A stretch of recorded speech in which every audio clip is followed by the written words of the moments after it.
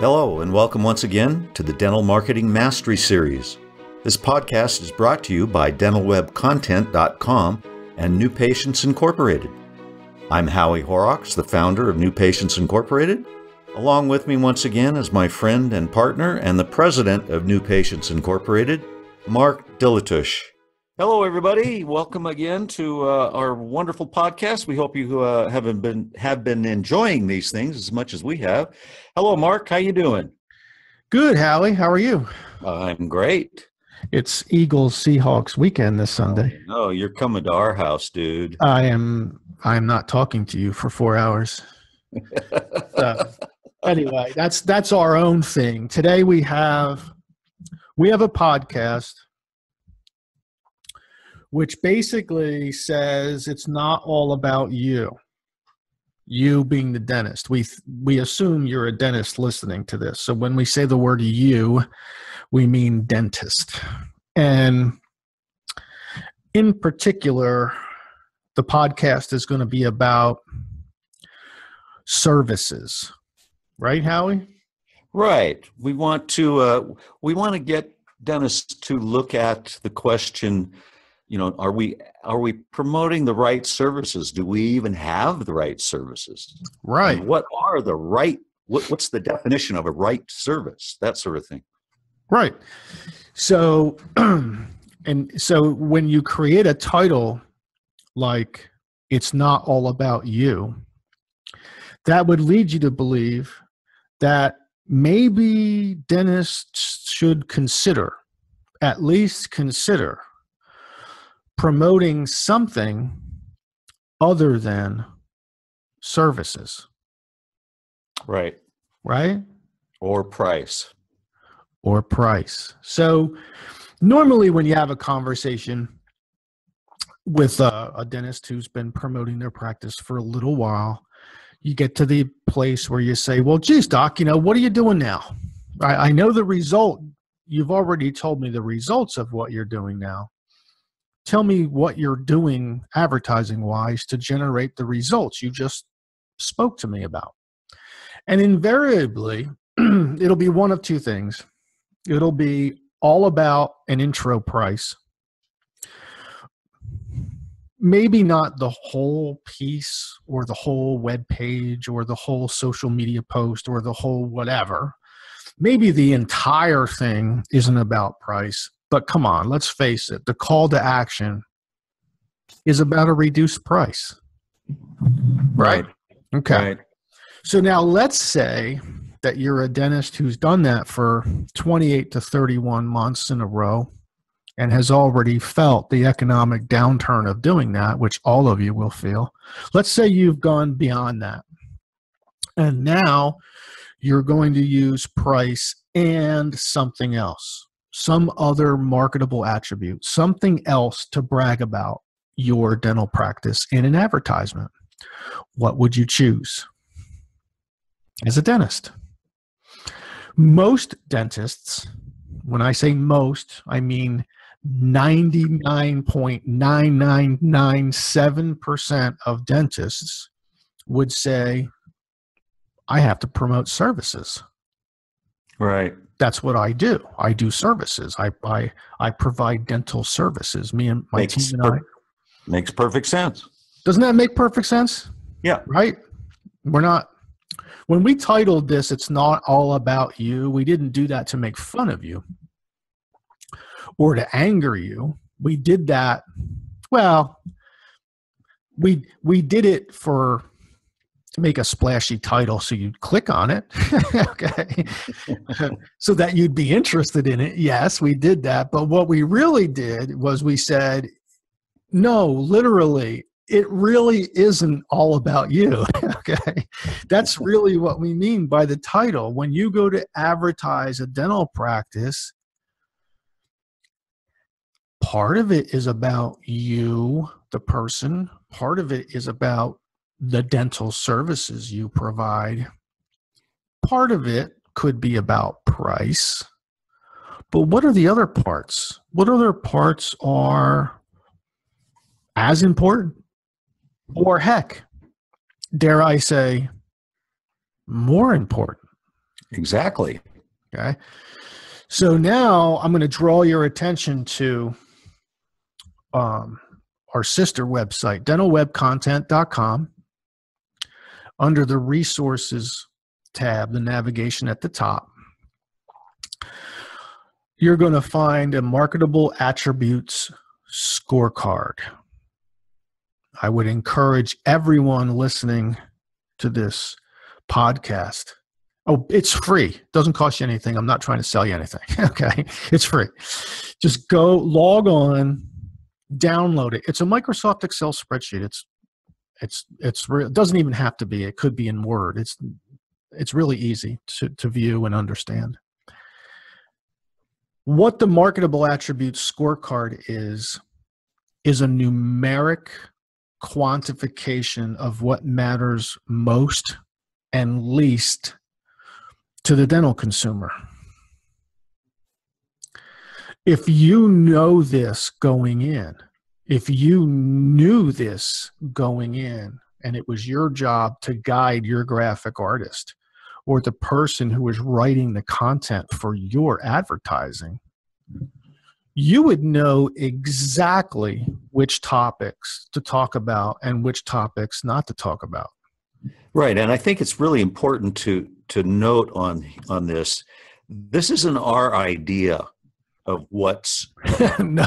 What's our hot idea was in cutting the check for it. It's not. It is the result of examination on right.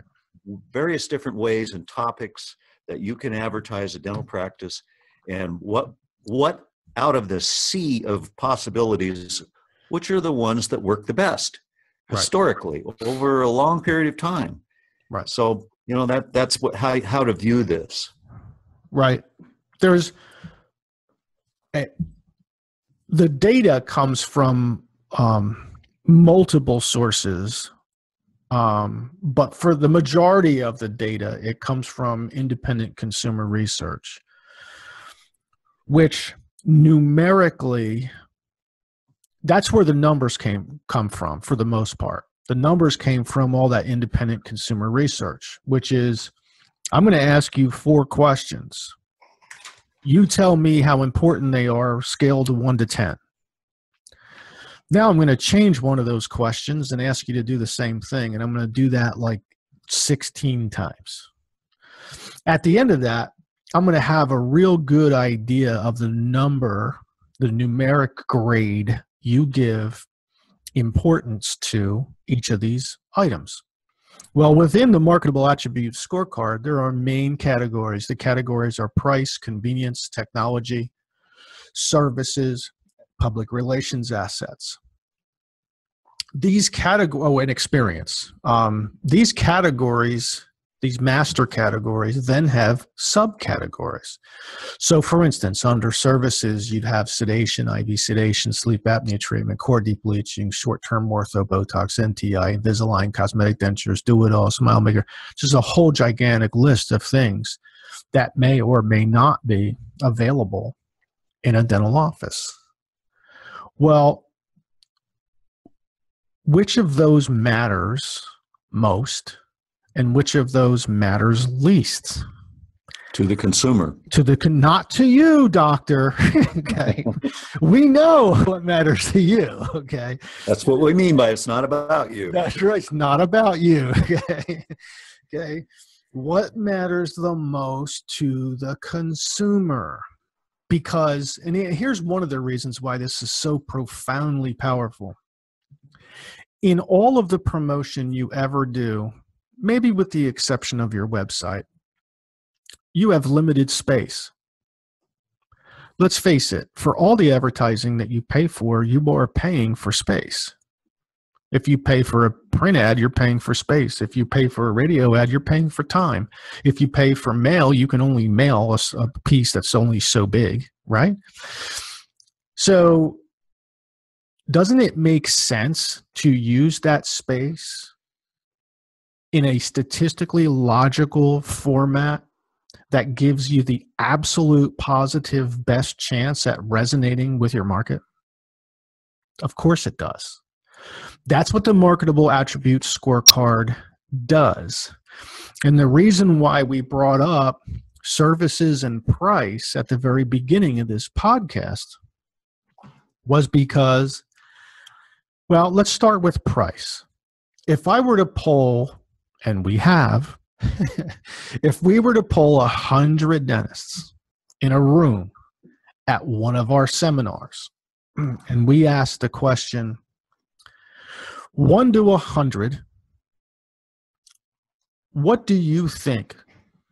What's the number of patients or potential patients, dental consumers, who were concerned about price? The dentists in the room, well over 90%. Right, Howie? Yeah. Not just the dentist, but the staff as well. But go ahead. The staff believes that as well. Okay. All right. Now, the real number is 36. Look how far reality is from perception. The perception is that everybody is overly concerned about price. Not true. That's correct. That's what dentists and team members think. Right. Well, we're going to tell you why. Okay. This should be real easy to understand. The reason why is because nobody's telling the dental consumer anything different.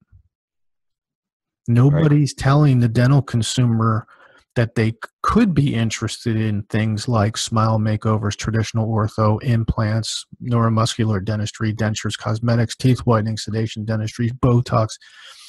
Nobody's talking to the dental consumer and saying, we have convenient location, convenient parking, we have free Wi-Fi, your kids are welcome here. Nobody's saying that you invested in a laser that can find cavities years before we were able to find them with traditional x-rays and save your family money. Nobody's saying that. So when patients call your office, what are the only question they know? There's really two questions that make any sense for them to ask. How much is your initial exam and x-ray? And do you take my insurance? Yeah. Are they going to call and say, is this doctor a good doctor? No. They're going to sound like an idiot if they call and ask that question. They're going to expect the yes answer. So the dental market has constricted their choice of questions down to two. How much? And do you take my insurance? So does it make sense that every dentist and every business person up at the front desk of a dental office thinks all patients think about or care about is price? Makes absolute perfect sense why you would believe that. Right. But the reality is it's only 36 out of 100. It's not 96 out of 100. Which brings us to your perception as a dentist is that your advertising has to be all about price or all about services or either or.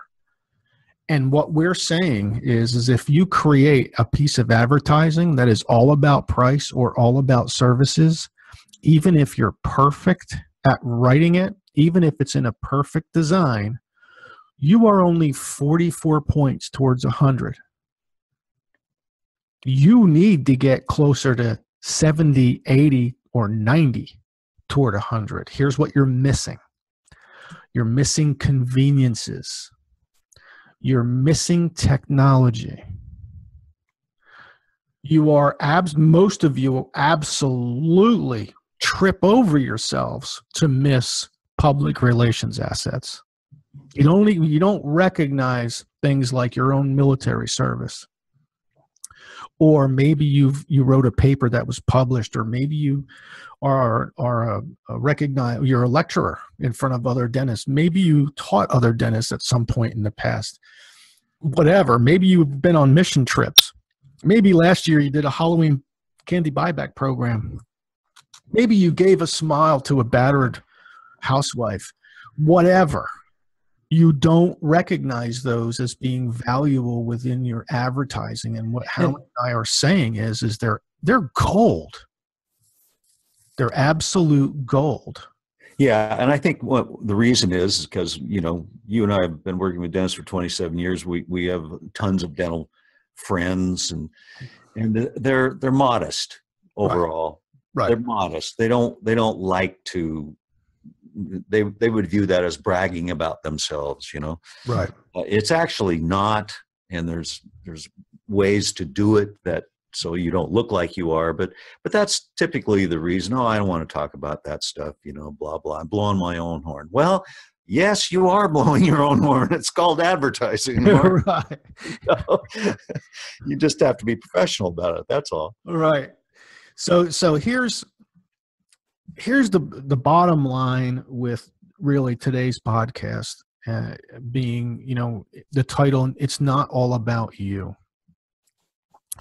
We understand why you and your team believe that the consumer's only interested in services.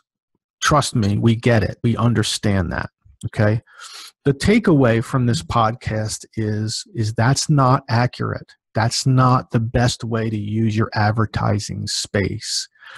You have to mix in some convenience. You have to mix in some technology. You have to mix in some public relations. You have to have some price addressed in your advertising piece. Remember, addressing price doesn't mean being the cheapest. Addressing price might be listing the insurance plans you participate with. Or it might be a technology you use that saves the family money. It might mean mentioning that you submit insurance claims electronically so that they get reimbursed as fast as possible. It might be any of those things, but you can't. It might be financing options. It might be that you have your own in-house financing option for the uninsured. It could be any of those things about price. As long as you recognize to mom that you too are dedicated to keeping the dental costs down, you don't have to have a starburst and a $39 exam and x-ray special every time you promote dentistry. We're proof of that. We don't do that. We've been doing this for 27 years with hundreds and hundreds and hundreds of clients in 5 countries. We never do that. So it's not all about price. It's not, and never has been, all about you. Okay. It's not just about services. Here's what it's about. It's about the right mix of price, convenience, services, technology, and public relations assets. Yeah, it's a balance. As any Buddhist will tell you, it's important to have a balanced life. And in this regard, it's important to have a balanced marketing plan that presents multiple benefits, but they're not all in the same category. They're spread out. And what that will do is it will hit various people in different ways. Right. Mom might not be at all interested in neuromuscular dentistry. Okay. But she might be quite interested in the fact that you're open on Saturday. She doesn't have to take her kids out of school and take time off work to get there. There you go. That's a convenience. That's right. And so, you know, they may not be interested in, you know, they may not have the insurance that you list in your advertising, but they may be interested in the plan you have for people who don't have insurance. Yeah. Right? Right. They for their husband, they may not be that interested in the fact that you do core deep bleaching, but man, you do same day dentistry. You mean I can get him in and out in one day? Right. That's of interest to every wife, exactly. I would think. Okay. Or you can address his snoring. Okay, there you go. Right, address his snoring.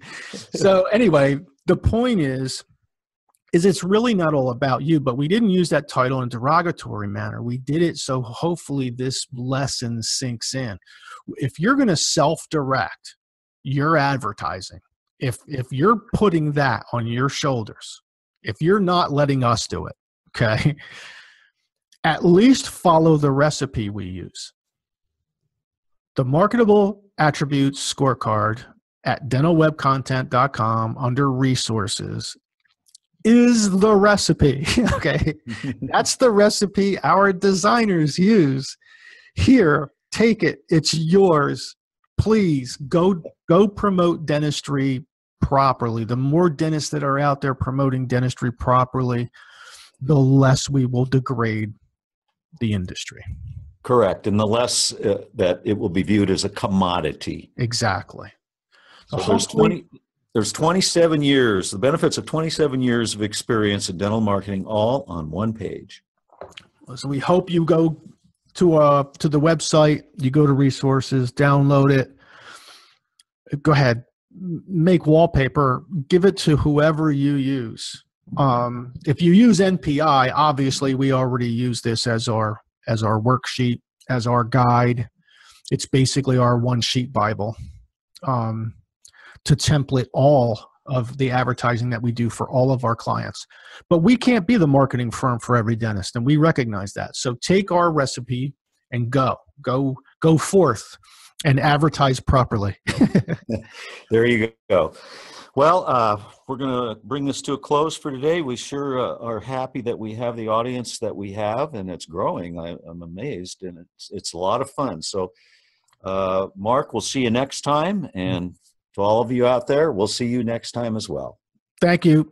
We hope you've enjoyed our podcast today.